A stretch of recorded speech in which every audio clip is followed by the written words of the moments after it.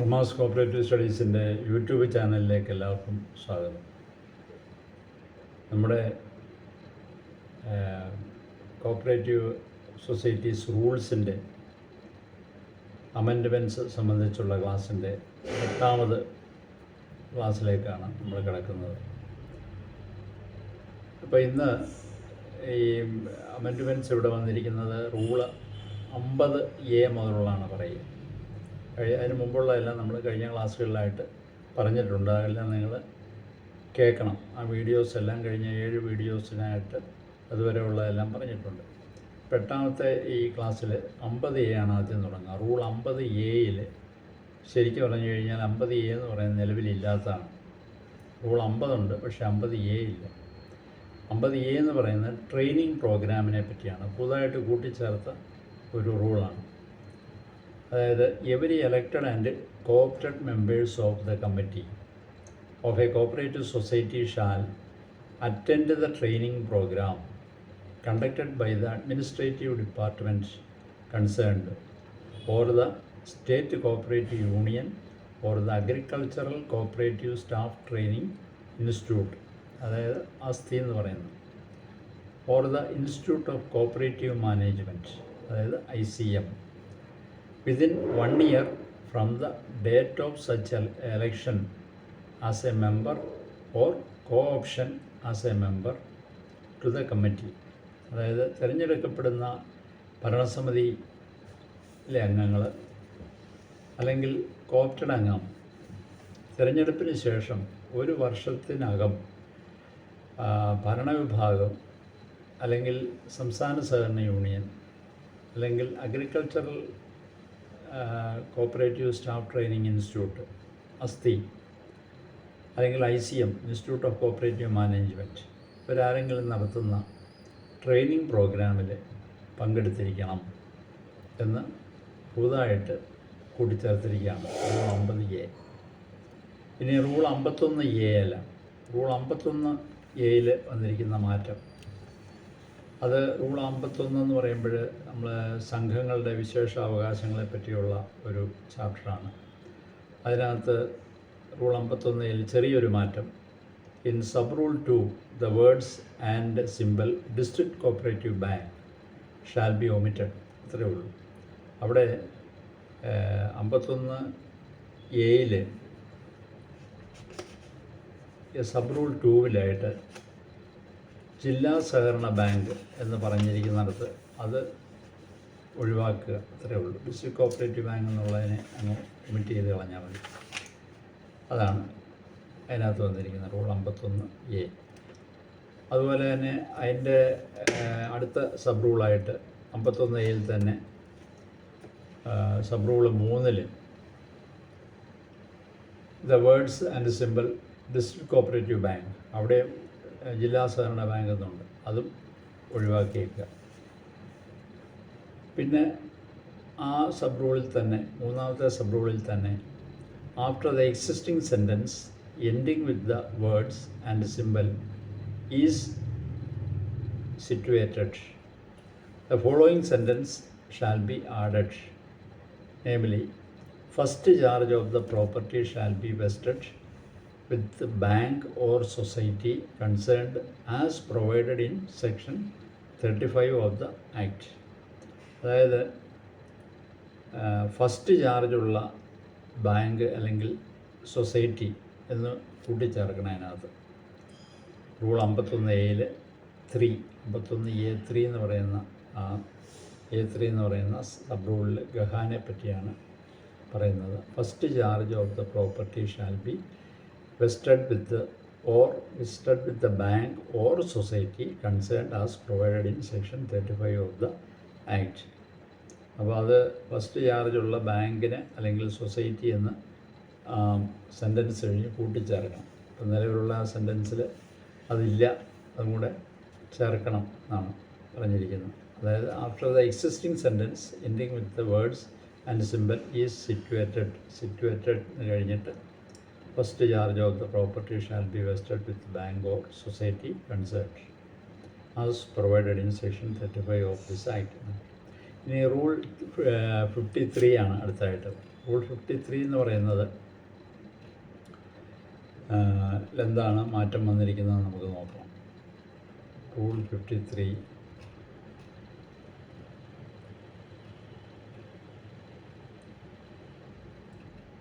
53-ൽ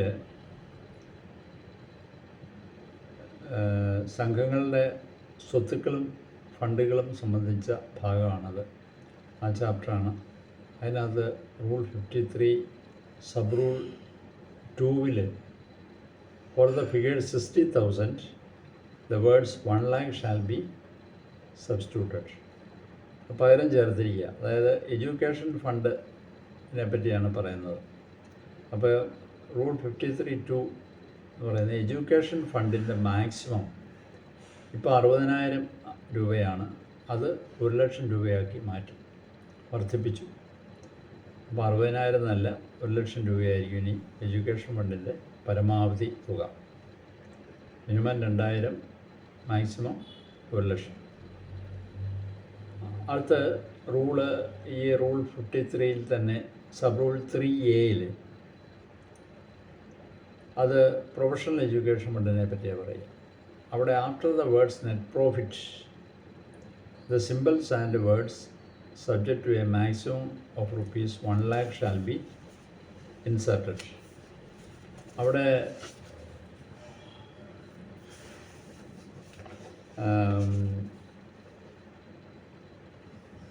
professional education fund net പ്രോഫിറ്റിൻ്റെ 5% വകയിരുത്തണമെന്നാണ്. ആ കൂട്ടത്തിൽ പരമാവധി 1,00,000 എന്നുകൂടി ചേർക്കണം. പരമാവധി 1,00,000 എന്നും കൂടെ ചേർക്കണം എന്നാണ് പറഞ്ഞിരിക്കുക. അതായത് 53 റൂൾ 53 സബ് റൂൾ 3A അതാണ് പറഞ്ഞിരിക്കുക.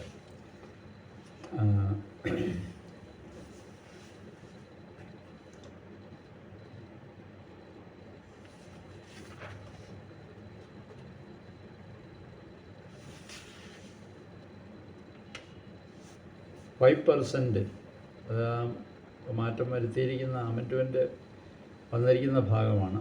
അതിങ്ങനെയാണ്: 5% of the net profit subject to a maximum of rupees 1 lakh shall be transferred to professional education fund maintained by the registrar of cooperative societies as per the scheme approved by the government. അപ്പം സർക്കാർ approve ചെയ്തിരിക്കുന്ന scheme അനുസരിച്ച് registrar maintain ചെയ്യുന്ന professional education ഫണ്ടിലേക്ക് net പ്രോഫിറ്റിൻ്റെ 5% പരമാവധി 1,00,000 രൂപ transfer ചെയ്തിരിക്കണം എന്നുള്ളതാണ്. അവിടെ മാക്സിമം ഓഫ് rupees 1 lakh എന്നും കൂടെ ചേർത്തിരിക്കുകയാണ്. ഇനിയും അടുത്ത മാറ്റം എന്ന് പറയുന്നത് റൂൾ 54 ആണ്. റൂൾ 54 എന്ന് പറയുന്നത് ഫണ്ട് നിക്ഷേപിക്കുന്ന രീതിയെ പറ്റിയാണ്. Manner of investment of funds. അത്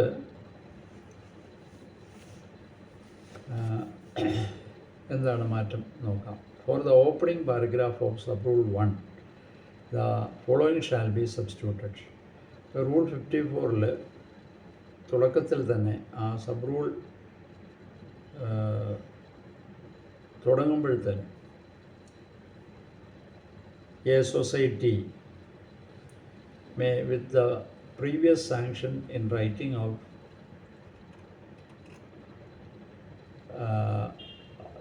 of the registrar invest the whole or any portion of its funds for the purchase or lease of land on acquisition, construction or renewal of any building that may be necessary to conduct its business from the net profit of the society as per the bylaws.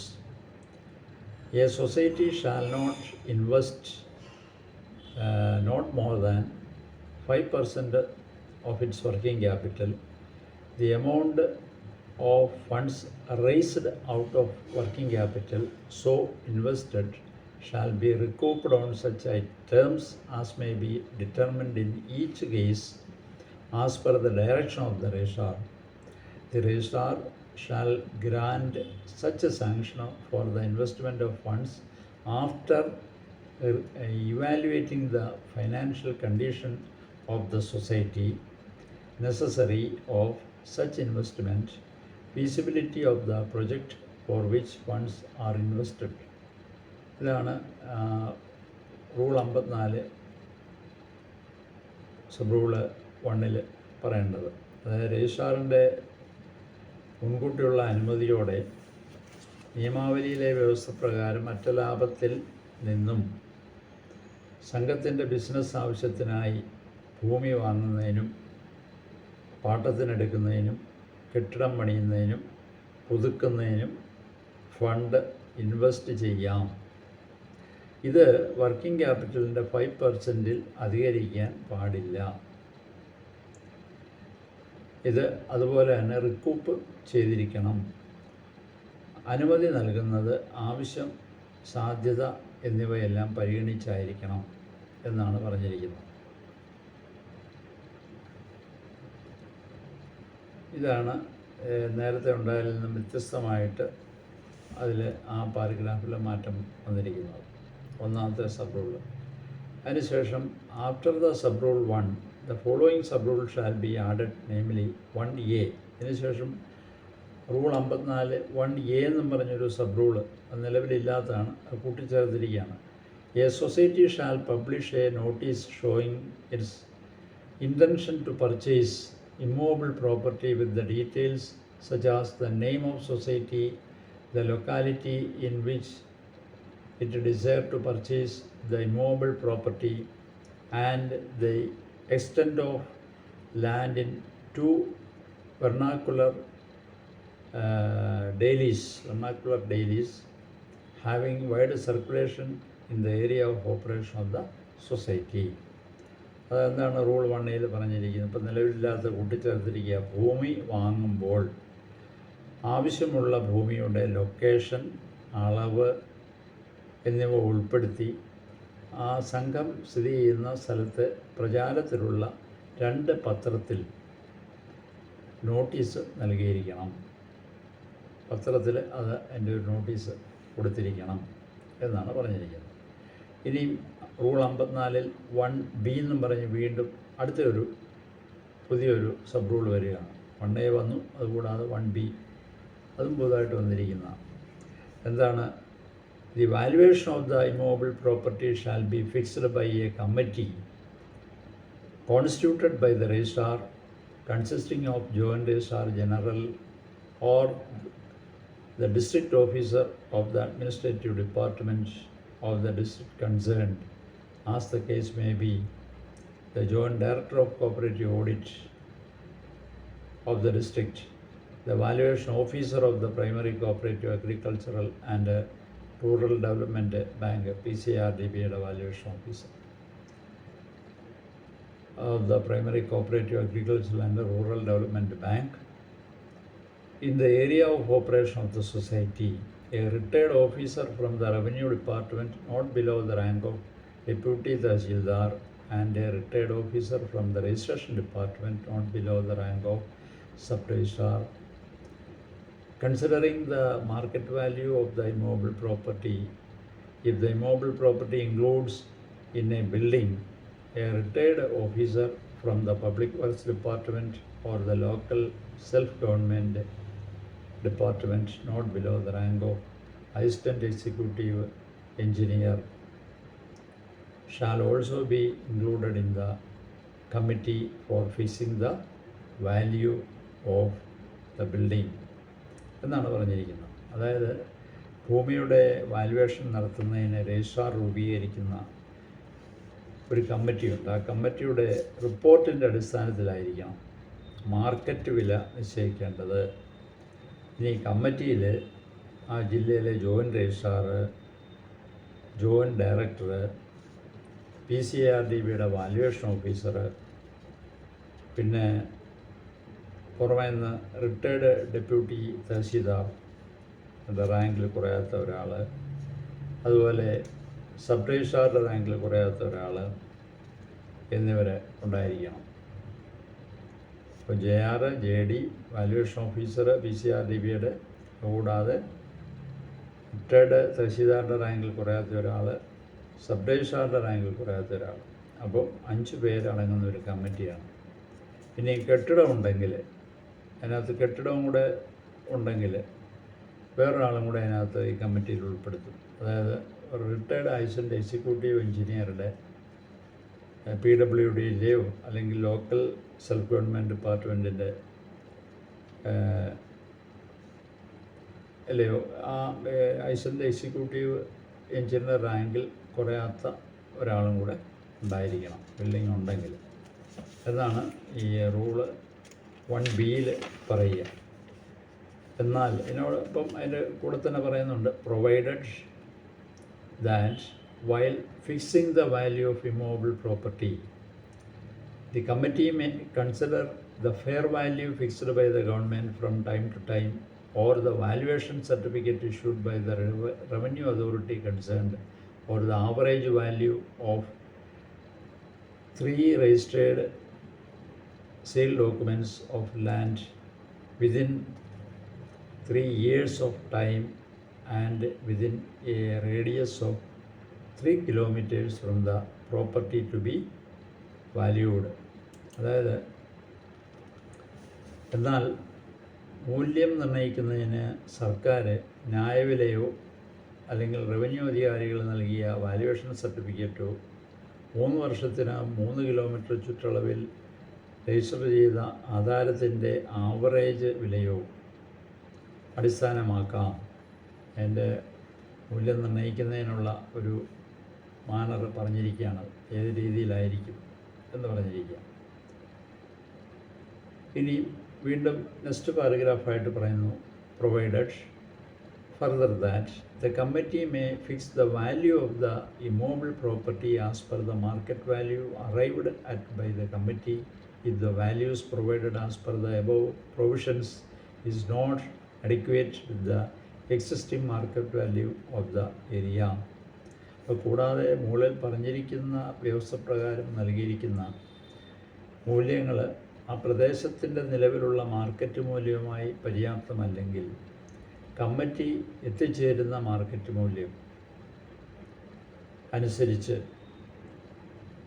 ആ സ്ഥാവര വസ്തുക്കളുടെ മൂല്യം കമ്മിറ്റിക്ക് നിശ്ചയിക്കാവുന്നതാണ് എന്നും കൂടെ അവസാനം കൂട്ടിച്ചേർത്തിട്ടുണ്ട്. ഇതാണ് rule 54 1B sub rule പറയുന്നത്. ഇനി റൂൾ 54 സബ് റൂൾ 4 അതും നിലവിലില്ലാത്തതാണ്, പുതുതായിട്ട് കൂട്ടിച്ചേർത്തിരിക്കുകയാണ്.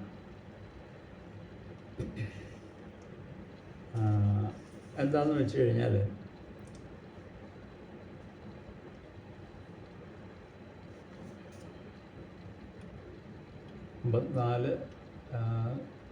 മൂന്നിന് ശേഷമാണ് പുതുതായിട്ട് വന്നിരിക്കുകയാണ് 4. The registrar may issue guidelines on the amount to be spend by each type of class of society in every 3 year for the purchase of movable properties that may be necessary for the conduct of the business of societies. അതായത് സംഘത്തിൻ്റെ വ്യാപാരവുമായി ബന്ധപ്പെട്ട് ചെലവഴിക്കാവുന്ന തുക സംബന്ധിച്ച് ഓരോ 3 വർഷം കൂടുമ്പോഴും registrar guide lines പുറത്തിറക്കണം, അല്ലെങ്കിൽ മാർഗനിർദ്ദേശങ്ങൾ കൊടുത്തിരിക്കണം എന്നാണ് പറഞ്ഞിരിക്കുന്നത്. സംഘത്തിൻ്റെ വ്യാപാരവുമായി ബന്ധപ്പെട്ട് ചെലവഴിക്കാവുന്ന തുക സംബന്ധിച്ചുള്ള ഒരു മാർഗനിർദ്ദേശം 3 വർഷം കൂടുന്തോറും രജിസ്ട്രാർ നൽകിയിരിക്കണം എന്നാണ് റൂൾ 54 സബ് റൂൾ 4 കൂട്ടിച്ചേർത്തിരിക്കുന്നത്. ഇനിയും ഒരു റൂളും കൂടെ നമുക്ക് നോക്കാം. അതായത് റൂൾ 56A, അതും നിലവിലില്ല, പുതുതായിട്ട് കൂട്ടിച്ചേർത്താണ്. റൂൾ 56A എന്ന് പറയുന്നത് വാല്യുവേഷൻ ഓഫ് പ്രോപ്പർട്ടിയാണ്. അപ്പോൾ വാല്യുവേഷൻ ഓഫ് പ്രോപ്പർട്ടിയിൽ the valuation of immovable property to be placed as security to a cooperative society for availing loans where the loan amount is up to rupees 10 lakhs shall be valued by an officer or the officers in the supervisory cadre authorized by the committee. The authorized officer or officers shall submit a detailed valuation report considering the market value of the property and the maximum amount granted as loans shall not exceed more than 50% of such valuation എന്നാണ് പറഞ്ഞിരിക്കുന്നത്. അതായത് valuation 10 ലക്ഷം രൂപ വരെ ലോണിൻ്റെ കാര്യം കൂടെ കൂട്ടിച്ചേർത്തിരിക്കുകയാണ്. 10 ലക്ഷം രൂപ വരെയുള്ള ലോണുകൾക്ക് സൂപ്പർവൈസറി കേഡറിലുള്ള ഉദ്യോഗസ്ഥന് അല്ലെങ്കിൽ ഉദ്യോഗസ്ഥന്മാരെ കമ്മിറ്റി ചുമതലപ്പെടുത്തണം. വിശദമായ റിപ്പോർട്ട് അവർ കൊടുക്കണം. അപ്പം മൂല്യത്തിൻ്റെ 50% അങ്ങനെയാണെങ്കിൽ ആ റിപ്പോർട്ടിൻ്റെ അടിസ്ഥാനത്തിൽ വായ്പ നൽകാം എന്നാണ് പറഞ്ഞിരിക്കുന്നത്. Maximum amount granted as loans shall not exceed more than 50% of such valuation. ഒരു കാരണവശാലും വാല്യുവേഷൻ നടത്തുന്ന എമൗണ്ടിൻ്റെ 50% കൂടുതൽ, ആ മൂല്യത്തിൻ്റെ 50% വായ്പയായിട്ട് കൊടുക്കാവുള്ളൂ. ഇനി if the loan amount exceeds 10 lakhs, 10 ലക്ഷത്തിന് മുകളിലാണെങ്കിൽ എന്താണ്, it shall be done by a panel of 5 members which includes 2 officers in the supervisory cadre, of which one shall be the chief executive of the society and 2 members of the committee nominated by the committee of the society and an independent valuer. A retired officer from the revenue department not below the rank of deputy tahsildar, or a retired officer from the registration department not below the rank of sub-registrar for the valuation of land. If the immobile property includes a building, a retired officer from the Public Works Department (PWD) or the LSGD (Local Self-Government Department) not below the rank of assistant engineer shall also be included in the committee for fixing value of the building. The committee shall submit a detailed valuation report considering the market value of the property and the maximum amount granted as loans shall not exceed more than 50% of such valuation. അപ്പോൾ 10 ലക്ഷം രൂപ 10 ലക്ഷത്തിന് മുകളിലാണ് loan കൊടുക്കുന്നതെങ്കിൽ supervisory കേഡറിലുള്ള 2 ഉദ്യോഗസ്ഥർ, 2 committee members, പിന്നെ പുറമേ നിന്നുള്ള ഒരു വാല്യൂവർ ഉണ്ടായിരിക്കണം എന്നാണ് പറഞ്ഞിരിക്കുന്നത്. അതായത് supervisory cadre of which one shall be the chief executive of the, അതിലൊരാൾ chief executive of the society, സംഘത്തിൻ്റെ chief executive, and 2 members of the committee nominated by committee nominate ചെയ്ത 2 പേര്, അങ്ങനെ 3 പേര്, ആൻഡ് ആൻ ഇൻഡിപെൻഡൻറ്റ് വാല്യൂവർ, പിന്നെ ഒരു സ്വതന്ത്രമായിട്ടുള്ള ഒരു വാല്യൂവറും ഉണ്ടായിരിക്കണം, പുറമേ നിന്ന് ഉണ്ടായിരിക്കണം. അപ്പോൾ അങ്ങനെ ആണ് അതിനകത്ത് വരിക. ഇനിയും അതിൽ തന്നെ പറഞ്ഞിരിക്കുന്നു, a retired officer from the revenue department. അപ്പോൾ ഇൻഡിപെൻഡൻറ്റ് വാല്യൂവർ എന്ന് പറയുമ്പോൾ അത് ഒന്നുകിൽ a retired officer from the revenue department not below the rank of deputy tahsildar. അതായത് റവന്യൂ ഡിപ്പാർട്ട്മെൻറ്റിലെ ഡെപ്യൂട്ടി തഹസീൽദാരുടെ റാങ്കിൽ കുറയാത്ത ഒരു ദിവസം റിട്ടയർ ചെയ്ത ഒരു ദിവസം, അല്ലെങ്കിൽ a retired officer from the registration department not below the rank of sub registrar. Sub രജിസ്ട്രാറുടെ റാങ്കിൽ കുറയാത്ത ഒരാൾ രജിസ്ട്രേഷൻ ഡിപ്പാർട്ട്മെൻറ്റിൽ റിട്ടയർ ചെയ്ത് സബ് രജിസ്ട്രാറുടെ റാങ്കിൽ കുറയാത്ത ഒരാളോ ആയിരിക്കണം വാല്യൂ ചെയ്യുന്നത്. ഇനി if the immovable property includes building, ആ ഇമ്മോബിൾ പ്രോപ്പർട്ടിയിൽ ബിൽഡിംഗ് ഉണ്ടെങ്കിൽ, കെട്ടിടമുണ്ടെങ്കിൽ, PWDയുടെയോ അല്ലെങ്കിൽ LSGDയുടെയോ അസിസ്റ്റൻ്റ് എഞ്ചിനീയറുടെ റാങ്കിൽ കുറയാത്ത ഒരാളും കൂടെ വേണം എന്നാണ് പറഞ്ഞിരിക്കുന്നത്. Includes A building, A retired officer from the PWD or the LSGD department not below the rank of assistant engineer shall also be included in the committee for fixing value of the building. അപ്പോൾ ബിൽഡിങ്ങിൻ്റെ മൂല്യം നോക്കുന്നതിന് അങ്ങനെ ഒരു ആളെയും കൂടെ അതിനകത്ത് ഉൾപ്പെടുത്തണം.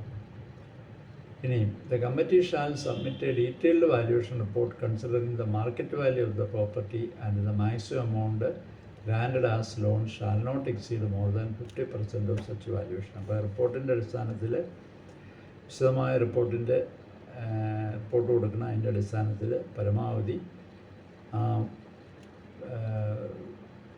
വാല്യുവേഷൻ എമൗണ്ടിൻ്റെ 50% അധികരിക്കാൻ പാടില്ല എന്നാണ് പറഞ്ഞിരിക്കുന്നത് വായ്പ കൊടുക്കുന്നത്.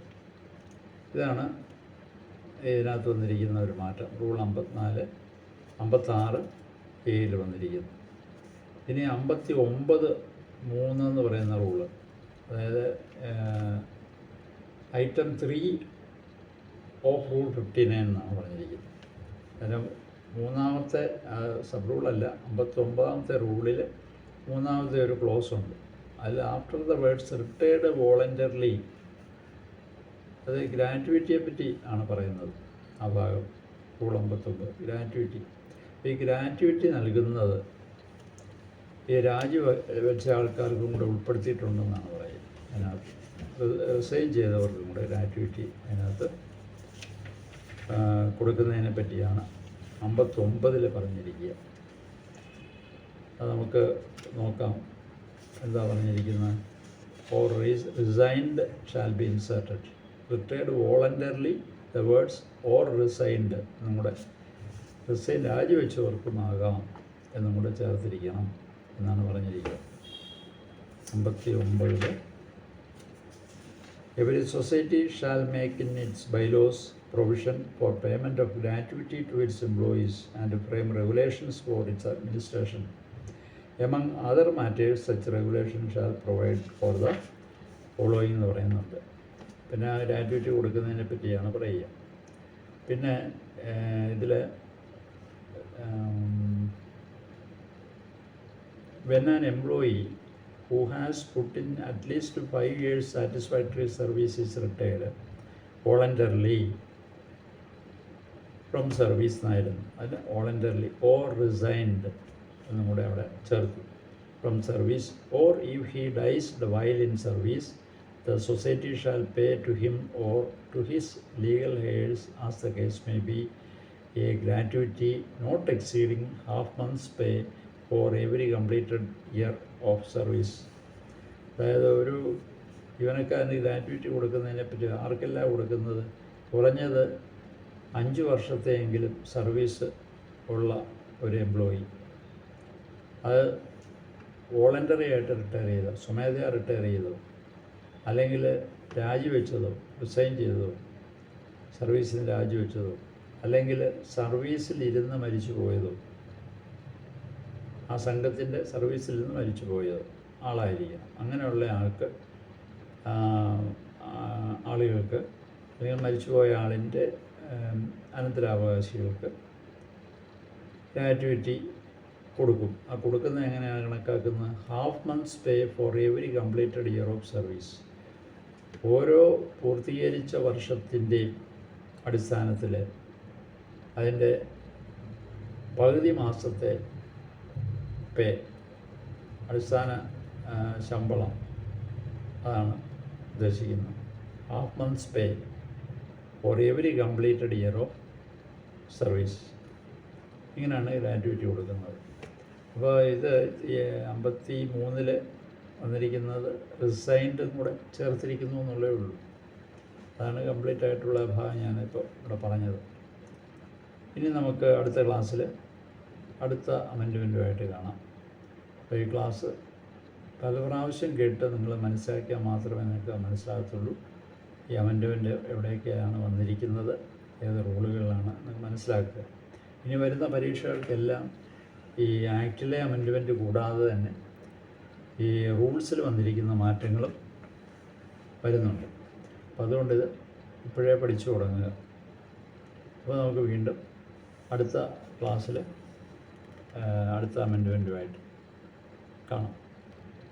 Okay, good bye.